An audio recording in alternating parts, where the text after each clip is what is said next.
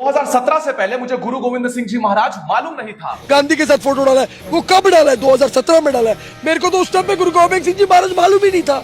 जिस आशुतोष झा को तुम धमकी दे रहे हो वो 2017 में नहीं 2012 में ही धर्म की पताका लेकर पूरे भारत के अंदर में छत्रपति श्री शिवाजी महाराज, धर्मवीर छत्रपति श्री संभाजी महाराज और गुरु गोविंद सिंह जी महाराज के बलिदान को पूरे भारत के बच्चों के गांव-गांव में जाकर उन्हें बताने का प्रयास कर रहा था। आज पंजाब के अंदर जो धर्मांतरण हो रहा है, इस धर्मांतरण को रोकने का काम हम जैसे लोगों ने किया है। लव जिहाद में जो बच्चियां फंस जाती है, उनमें से कई सैकड़ों लड़कियों को घर वापसी में यही आशुतोष झा लेकर आया हुआ है। गौ रक्षा की बात तुम करते हो, उसी गौ रक्षा के लिए आशुतोष झा ने महाराष्ट्र के अंदर सबसे बड़ी सभा का संबोधन किया था। ये शायद बात तुमको पता नहीं है। मैंने वीडियो में केवल इतना कहा कि जिन्होंने उस बूढ़ी मां को उस बच्चों के सामने थप्पड़ मारा है वो नामर्द है, और ये बात मैं नहीं कहता, हमारा इतिहास कहता है। ਸਿੰਘ औरतां ते बच्चियां ते कदे वार नहीं करते।